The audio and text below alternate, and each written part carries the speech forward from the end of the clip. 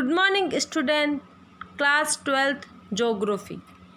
आज हम हमारी क्लास में हमारी ज्योग्राफी की बुक में दो पार्ट हैं, यानी दो उसके खंड हैं, ए और ब। हमने हमारी पिछली क्लास में ए खंड के दो लेसन, पहला और दूसरा मानव भूगोल और विश्व की प्रमुख जनजातियां पढ़ी थी। आज की क्लास में हम जो खंड ब है उसका पहला लेसन जनसंख्या वितरण, घनत्व एवं वृद्धि पढ़ेंगे। सबसे पहले हम देखते हैं कि जनसंख्या किसे कहते हैं। किसी क्षेत्र विशेष में निवास करने वाले लोगों की संख्या को वहाँ की जनसंख्या कहा जाता है। यानी कोई क्षेत्र है ना, जैसे अब हम भारत की जनसंख्या की बात करें तो हम भारत के पूरे क्षेत्र को बात कर रहे हैं। राजस्थान की जनसंख्या की बात करेंगे तो हम राजस्थान के पूरे क्षेत्र की बात करेंगे, या हम विश्व की बात करेंगे तो विश्व के प्रमुख पूरे क्षेत्र की बात करेंगे। वैसे हम जैसे नागौर की जनसंख्या, अजमेर की जनसंख्या, जयपुर की जनसंख्या, तो एक किसी क्षेत्र विशेष में निवास करने वाले लोगों की संख्या को वहाँ की जनसंख्या कहा जाता है।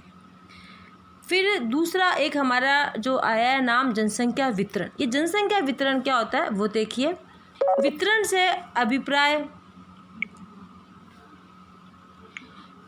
अभिप्राय है कि भारत की जनसंख्या कहाँ पर किस प्रकार बसी हुई है। अब ये वितरण जो है वो किसी विश्व का भी हो सकता है, किसी जैसे विश्व के वितरण की बात कर सकते हैं हम, नागौर के वितरण की बात कर सकते हैं, जयपुर के वितरण की बात कर सकते हैं कि भाई जयपुर का जो शहर है उसके क्षेत्रफल में किस जगह किस प्रकार जनसंख्या का वितरण है ना। विश्व में, पूरे विश्व में किस जगह, उत्तर में, दक्षिण में, पूर्व में, पश्चिम में किस प्रकार जनसंख्या का वितरण है। यानी वितरण से अभिप्राय है कि भारत की जनसंख्या कहाँ पर किस प्रकार बसी हुई है। अब दो प्रकार होती जनसंख्या, एक तो संघन और एक कहीं विरल। यानी संघन का मतलब एक क्षेत्र है जहाँ पे खूब जनसंख्या, जैसे 1 किलोमीटर का एक क्षेत्र है, वहाँ पे 10,000 लोग रह रहे हैं, तो वो क्या होगी, संघन जनसंख्या। और वहीं क्या होगी कि 1 किलोमीटर का क्षेत्र है, उसमें 200 लोग ही रह रहे हैं, 500 लोग ही रह रहे हैं, तो कहीं वहाँ 1000 थी और यहाँ 500 लोग हैं, तो ये जनसंख्या कैसे होगी, विरल जनसंख्या। भारतीय जनसंख्या वितरण को एक विशेषता है कि जनसंख्या असमान रूप से वितरित है। देखिए, हम विश्व की जनसंख्या की बात करेंगे तब भी हम वहाँ जनसंख्या वितरण पढ़ेंगे, जनसंख्या घनत्व पढ़ेंगे, और अभी हम जो हमारा लेसन है वह भारत की जनसंख्या के बारे में है। तो भारत की जनसंख्या एक समान नहीं कि पूरे जो हमारे भारत का क्षेत्रफल है उसमें समान रूप से जनसंख्या निवास नहीं करती है। कहीं ऐसे है कि थोड़े से क्षेत्र में भी ज़्यादा जनसंख्या रह रही है, और कहीं ऐसा है कि बहुत बड़ा क्षेत्र है उसमें भी कम जनसंख्या निवास करती है। इसके भी कई कारण हैं जो हमारा ये लेसन है उसमें बताएंगे कि असमान वितरण के क्या कारण हैं, उसके बारे में भी हम पढ़ेंगे। अब देखिए जनसंख्या घनत्व, ये भी हमारे इस पार्ट में आया हुआ है। जनसंख्या घनत्व किसे कहते हैं, किसी जगह पर रहने वाले लोगों की जनसंख्या तथा उस भूमि के बीच का अनुपात। यानी जहाँ लोग रह रहे हैं उस क्षेत्र में तो लोगों की जो संख्या है और जो वो भूमि का क्षेत्र है उसमें जो अनुपात है वो क्या कहलाता है, जनसंख्या घनत्व। देखिए इसमें से कई क्वेश्चन बनते हैं, जनसंख्या घनत्व कैसे कहते हैं। अभी जैसे हमारा जो 12th क्लास का ज्योग्राफी का पेपर था उससे घनत्व से रिलेटेड क्वेश्चन आया था, तो ये अच्छा लेसन है, समझने वाला क्वेश्चन है। इसमें इस लेसन से कई जो क्वेश्चन है वो हमारे जो कंपटीशन एग्जाम होते हैं उसमें भी पूछे जाते हैं, तो उससे भी संबंधित है। और आपके तो सब्जेक्ट का है ही, आपके सिलेबस में आया हुआ है, तो आपको तो पढ़ना ही है। बहुत अच्छा लेसन है, हार्ड वाली नहीं है, बिल्कुल सरल से। एक बार आप देख लीजिए, समझ में आ जाएगा। प्रति वर्ग किलोमीटर में रहने वालों की संख्या, यानी 1 वर्ग किलोमीटर में रहने वालों की संख्या और वहाँ पे कितनी क्षेत्रफल और वहाँ पे कितनी जनसंख्या निवास करती है, वो क्या कहलाता है, जन घनत्व। कई बार पेपर में आता है क्वेश्चन कि जन घनत्व को आप गणितीय जो सूत्र है वो बताइए, इस प्रकार के भी क्वेश्चन आते हैं। तो जन घनत्व को आपको पता चल गया होगा, किसी जगह पर रहने वाले लोगों की संख्या और उसकी भूमि के बीच का जो अनुपात होगा वो क्या कहलाएगा, जन घनत्व कहलाएगा। अब देखिए देखो यहाँ पे थोड़ी सी मिस्टेक हो रही है। भारतीय जनसंख्या के आधार पर भारत चीन के बाद दूसरा स्थान रखता है। जो हम विश्व की जनसंख्या की बात करते हैं तो पूरे विश्व में भारत के जो चीन जनसंख्या के आधार पर कौन से स्थान पे है? पहले स्थान पे। और दूसरे स्थान पे कौन है? हमारा भारत है। अब है विश्व की कुल जनसंख्या का 17.5 भाग भारत में निवास करता है। यानी अगर हम पूरे विश्व की जनसंख्या की बात करते हैं तो जो भारत है उसमें पूरे विश्व का कितना जनसंख्या? 17.5 जनसंख्या निवास जो भाग उसमें मतलब जो देखिए, जो अगर हम पूरे विश्व की बात करते हैं तो पूरे विश्व में भारत का जो क्षेत्रफल है वो कितना है? 2.41। आप नोट कर लीजिएगा, भारत का कुल क्षेत्रफल कितना है? 2.41। और उसमें जनसंख्या कितनी निवास कर रही है? 17.4। देखिए, अब इतने से क्षेत्र में इतनी बड़ी जनसंख्या निवास करती है। अब 2011 की जो जनगणना के अनुसार चाइना में कितनी जनसंख्या निवास कर रही है? 20%। भारत में कितनी कर रही है? 17.5%। और चाइना में कितनी कर रही है? 20% जनसंख्या निवास कर रही है। अब बात करते हैं हम सर्वाधिक जनसंख्या वाले राज्य। देखिए, हम भारत के संदर्भ में जनसंख्या पढ़ रहे हैं। 2011 की जनसंख्या के आंकड़े हमारे सामने प्रस्तुत हैं।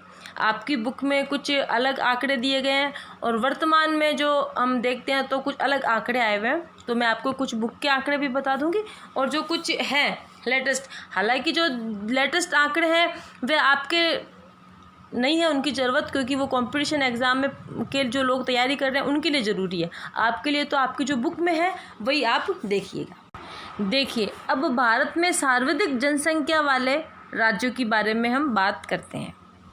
देखिए, जब जनसंख्या की बात कर रहे हैं सर्वाधिक, तो ये तो है आपकी बुक के आंकड़े जो कि सही नहीं है, और ये है जो कि सही आंकड़े हैं वो ये है। तो हम कोई कंपटीशन की तैयारी कर नहीं रहे। ये जो आंकड़े हैं वो कंपटीशन की तैयारी करने वालों के लिए है। हमें तो हमारी बुक वाले ही आंकड़े देखने हैं। तो सर्वाधिक जनसंख्या वाले राज्य हैं जहाँ से हम कह सकते हैं कि संघन जिसकी जनसंख्या है। सबसे पहले नंबर पर है उत्तर प्रदेश। फर्स्ट नंबर पे कौन सी राज्य है? उत्तर प्रदेश। इसकी है 19 करोड़ से ज़्यादा इसकी जनसंख्या है। दूसरे नंबर पे है महाराष्ट्र। इसकी जनसंख्या 11 करोड़ से भी ज़्यादा है। और फिर तीसरे नंबर पे है बिहार। इसकी जनसंख्या 10 करोड़ से ज़्यादा है। फिर चौथे नंबर पे है पश्चिम बंगाल। इसकी जनसंख्या 9 करोड़ से ज़्यादा है। और जो ये वाले आंकड़े हैं वो जो सही आंकड़े हैं वो ये हैं, इनसे हमें कोई मतलब नहीं है। अब देखिए, 5वें नंबर पे आता है आंध्र प्रदेश। आंध्र प्रदेश प्लस तेलंगाना, क्योंकि जब 2011 की जब जनगणना हुई थी तब आंध्र प्रदेश और तेलंगाना एक ही राज्य थे, तो इसीलिए 5वें नंबर पे कौन आ जाएगा? आंध्र प्रदेश सर्वाधिक जनसंख्या वाला राज्य आएगा। अब देखिए, भारत जनसंख्या वितरण संघन, यानी सबसे ज़्यादा जनसंख्या वितरण वाली बात है। ये एक अच्छी बात है, देखिएगा आप इसको, कि यूपी, महाराष्ट्र, बिहार, पश्चिम बंगाल, आंध्र प्रदेश, इन 5 राज्यों में भारत के 30% क्षेत्रफल पर देश की 50% जनसंख्या निवास करती है। देखिए, बहुत मोस्ट, ये एक नए नंबर का क्वेश्चन भी बनेगा, और अगर हम कंपटीशन एग्जाम की तरफ से देखें तो भी ये बहुत मोस्ट है, क्योंकि देखो 2011 में जनगणना हुई थी, अब 2021 में जनगणना होगी। तो कई बार पुरानी जनगणना के भी क्वेश्चन पूछे जाते हैं, और हमारे तो 2011 की जनगणना है ही है, तो हमें तो ये पढ़ना ही है। तो ये जो 30% क्षेत्र है ना, यूपी, महाराष्ट्र, बिहार और पश्चिम बंगाल का, उसमें कितने प्रतिशत जनसंख्या निवास करती है? 50% जनसंख्या निवास करती है। अब यहाँ पे ज़्यादा जनसंख्या क्यों निवास कर रही है? इसके भी कई कारण हैं, जो कि हम हमारी जो अब पढ़ेंगे ना कि जनसंख्या वितरण में असमानता के कारण, जनसंख्या वृद्धि के कारण, तब उसमें हम इसके बारे में बात करेंगे। अब देखिए, जो 5 राज्य थे कौन कौन से? उत्तर प्रदेश और महाराष्ट्र, बिहार और पश्चिम बंगाल। इसके बारे में हम एक बार मैप में देख लेते हैं। देखिए, आप भी क्या कीजिए, घर में मैप लाइए, 2-2 रुपये में बाज़ार में मिल जाएंगे आपको, और बार बार मैप को भरिए। बार बार मैप को भरने से क्या होगा कि आपका आदत रहेगी मैप भरने की। तो इसलिए मैप भरते रहेंगे आपके एग्ज़ाम में। भारत, राजस्थान और विश्व तीनों का मैप आएगा। ज्योग्राफी के आप स्टूडेंट हैं तो आपको अगर पेन से आप ड्रॉ मैप बनाना भी सीखिए। जिसकी ड्राइंग अच्छी है वो तो बार बार अच्छा से बना सकते हैं, जिनकी ड्राइंग अच्छी नहीं है फिर भी एक बार थोड़ा सा उसको बनाने की कोशिश कीजिए। आप मैप आपको आना चाहिए। तो पहले नंबर पे कौन सा था? उत्तर प्रदेश। उत्तर प्रदेश का है ये उत्तर प्रदेश है। दूसरे नंबर पे कौन था? बिहार। ये हमारा बिहार है, ठीक है ना। और तीसरे नंबर पे कौन था? दूसरे नंबर पे था महाराष्ट्र, है ना। पहले नंबर पे कौन था? उत्तर प्रदेश। दूसरे नंबर पे था ये महाराष्ट्र और तीसरे नंबर पे था हमारा बिहार और चौथे नंबर पे था पश्चिम बंगाल। देखिए जो ये है पश्चिम बंगाल। ये कौन से नंबर पे है? 4 नंबर पे। हमने फिर बात करी थी 5वें नंबर की आंध्र प्रदेश, तो ये आंध्र प्रदेश ये कौन से नंबर पे आ गया? 5वें नंबर पे। तो इस प्रकार आप भी क्या कीजिए, मैप लाइए और मैप में भरने की कोशिश कीजिए। हमने 11th क्लास में भी मैंने आपको भारत का मैप भरवाया था और अब भी आप बार बार कोई भी चीज़ आती है तो उसको मैप में भरिए, पेंसिल से ऐड कर लीजिए। और 2 रुपये के मैप है, कोई बड़ी बात नहीं है। अगले टॉपिक के लिए नया मैप ले लीजिए, तो उससे आपको एग्ज़ाम में लोड नहीं होगा और आप हर चीज़ सीखते जाएंगे। अब देखिए जनसंख्या, विरल जनसंख्या। विरल जनसंख्या का मतलब कम जनसंख्या वाला क्षेत्र। हमारे भारत में कम जनसंख्या वाला क्षेत्र कौन सा है? देखिए सिक्किम, मिज़ोरम, अरुणाचल प्रदेश और गोवा। सबसे कम जनसंख्या वाला राज्य कौन सा है? सिक्किम, है ना। दूसरे नंबर पे है मिज़ोरम, तीसरे नंबर पे अरुणाचल प्रदेश और चौथे नंबर पे है गोवा। भारत में उत्तरी पूर्वी 10 पर्वतीय राज्यों में देश में 16% क्षेत्रफल पर देश की मात्र 4% जनसंख्या निवास करती है। मोस्ट है ये चीज़ भी कि ये जो सिक्किम, मिज़ोरम, अरुणाचल प्रदेश और गोवा, देखो आपको पता होगा कि क्षेत्रफल की दृष्टि से हमारे देश का सबसे बड़ा राज्य कौन सा है? राजस्थान। और सबसे छोटा जो राज्य है वो है गोवा, ठीक है।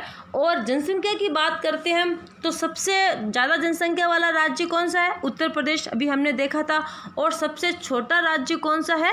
सिक्किम, ठीक है। ये ऐसे 2-3 आप उसका हम अगर तुलना में पढ़ेंगे ना तो आपको याद रहेगा कि भाई सबसे ज़्यादा जनसंख्या वाला राज्य कौन सा है, सबसे कम जनसंख्या वाला राज्य कौन सा है, क्षेत्रफल की दृष्टि से पहला नंबर पे कौन से और दूसरे नंबर पे लास्ट वाला जो क्षेत्रफल है उसकी दृष्टि से कौन सा राज्य है? तो गोवा। इस प्रकार आप इनको तुलना में याद कीजिए तो थोड़ा ज़्यादा अच्छा रहेगा। उसी प्रकार ये 16% क्षेत्रफल है इन राज्यों का, जो यानी 10 पर्वतीय जो क्षेत्र है हमारे उत्तर पूर्व के, ये वाला क्षेत्र।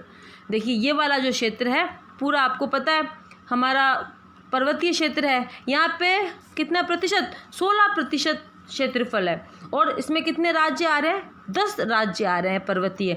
और जनसंख्या कितनी है? मात्र 4% यहाँ पे जनसंख्या निवास करती है। अब देखिए इन चारों राज्यों को भी हम किस में देख लेते हैं? हम देख लेते हैं हमारे मैप में, तो आपके लिए क्या होगी? थोड़ी आसानी रहेगी। देखिए पहले नंबर पे कौन था?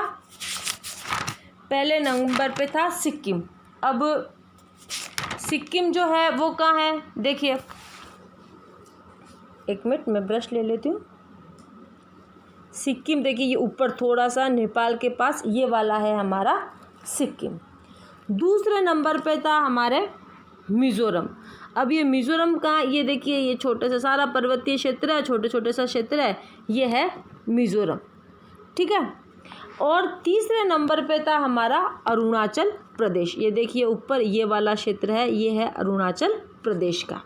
आप भी अपने मैप में इसको नोट डाउन कीजिए, सबके नाम लिखिए। और चौथे नंबर पे थे हमारा गोवा। देखिए ये गोवा, ये रहा छोटा सा, ये भी गोवा है ना। क्षेत्रफल की दृष्टि से सबसे छोटा राज्य है ये। और ये इस प्रकार जनसंख्या वितरण में हमने ये सारे राज्य देखे हैं। आप भी ज़रूर, मैं देखूंगी आपका होमवर्क में जब आप जो ये नोट्स बना रहे हैं उसमें ये मैप भी आप इनको लगाना कॉपी में, ठीक है।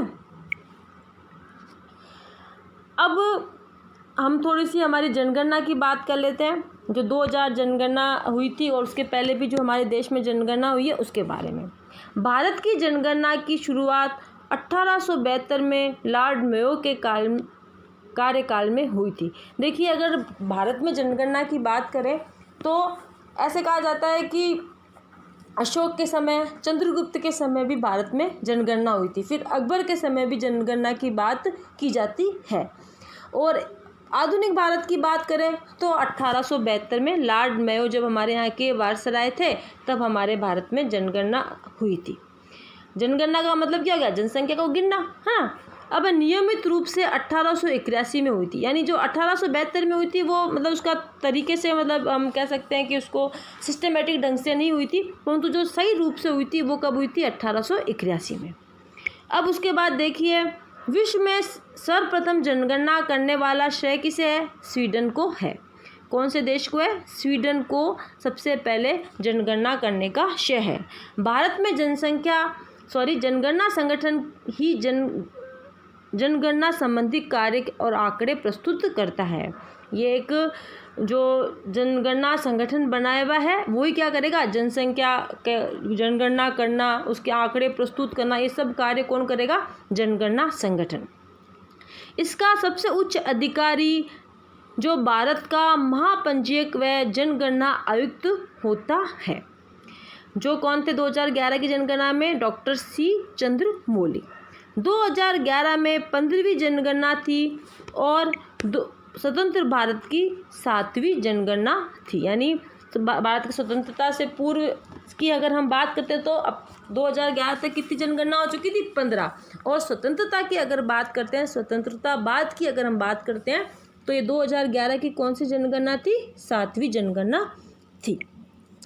इसके अलावा देखिए, जब हम विश्व की जनगणना पढ़ेंगे तब आपको कई प्रकार की पता चलेगा कि किस प्रकार हर देश की अलग अलग जनसंख्या होती है, उनको अलग अलग आंकलन किया जाता है। जनगणना आंकलन रिपोर्ट पद्धति प्रदर्शित करती है कि भारत विश्व का सबसे युवा देश है। यानी अगर हम देखें भारतीयों की औसत आयु, तो हमारी औसत आयु कितनी है? 29 वर्ष है। यानी जो औसतम आयु वाले लोग कितनी आयु वाले मिलेंगे हमें? 29 वर्ष वाले मिलेंगे। तो हमारा देश विश्व का क्या है? सबसे युवा देश है। अब देखिए 2011 जनगणना के कुछ इसमें मैंने आंकड़े प्रस्तुत किए हैं। कुल जनसंख्या 121 करोड़, ठीक है। अब भारत की कुल पुरुष जनसंख्या लिखी हुई है, महिला जनसंख्या है, जनसंख्या घनत्व है और स्त्री, ये सब हमारे लेसन है। एक और भारत की जनसंख्या संरचना, उसमें हम ये सब पढ़ेंगे। फिर भी मैंने कहा कि भाई एक बार ये जो मूल आंकड़े हैं वो मैं आपको भेज दूँ।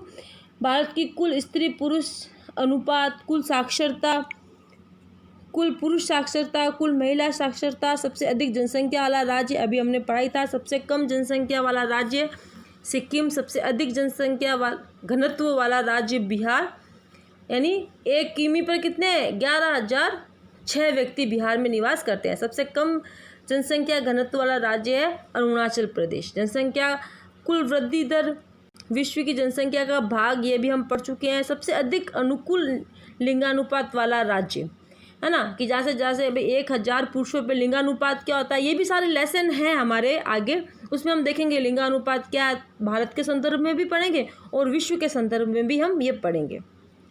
सबसे कम लिंगानुपात हरियाणा, ये वह राज्य 2011 में ग्रामीण जनसंख्या सर्वाधिक प्रतिशत है, कि ऐसे क्षेत्र जहाँ पे ग्रामीण में ज़्यादा जनसंख्या बढ़ी है हिमाचल प्रदेश, और नगरीय क्षेत्र जहाँ जनसंख्या सबसे अधिक बढ़ी है वो गोवा है।